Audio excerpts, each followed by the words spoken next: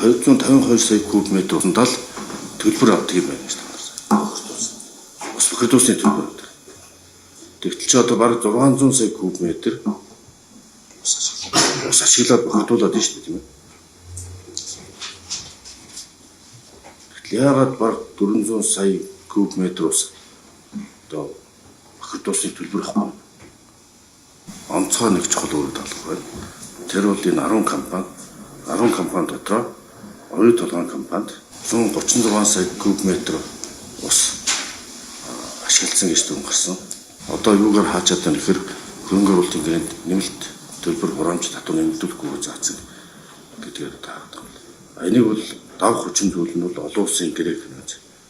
Тийм учраас олон улсын усны финанс, олон улсын гэрээ хэцүү Монголын одоогийн хүчин төгөлдөр болж хуулийн үндэслэж бохирд усны төлбөрийг аахтай өрн болцоод.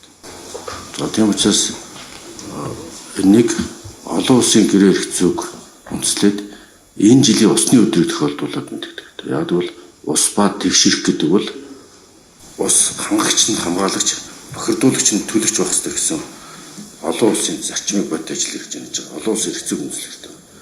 Ийм учраас 136 сая тонн ашиглуулсан усандаа төлөв тавина. Нэгдүгээр үндэслэл бол хөрөнгө оруулалтын гэрээг баталсан улсын хурлын тогтоол хүчин төгөлдөр мөрдөгдөж байгаа хуулийн хүрээнд гэсэн үг юм.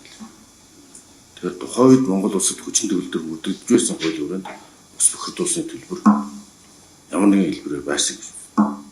Хоёрдугаар дараа нь өөрчлөлт орсон бохирд усны төлбөр хэмжээнд өөрчлөлт оруулж байгаа өөрчлөлтүүд ч гэсэн олон улсын нийтлэг чиг хандлага, дэлхийн нийтийн доктортой хөгжлийн зорилттой үйлцэн гэж байна. Нөхцөл үндэсний байгууллагаас батлагдсан доктортой хөгжлийн зорилтод туссан усны асуудлаар дэлхийн нийтийн чиг хандлага, нөөцийн чиг хандлагатай нийцвч. Ийм учраас олон улсын гэрээ хэрэгцээ үндэс шаардлагатай байна. Гуравдугаар Монгол улсын экологийн өвөөс тогтолцоо говийн усны хэрэгцээ, говийн нөхцөл байдал, хүний ус эргэлж байгаа нөхцөл байдал шинжлэх ухааны үндэстэй нэмэгдэх.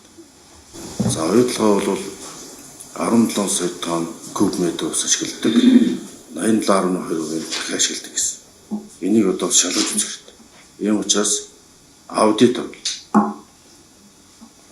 шаардлагатай бол байгаль орчны яам, хөндлөнгийн экспертүүд олон улсын шинжээчдүүд нэмж туслах хэрэгтэй.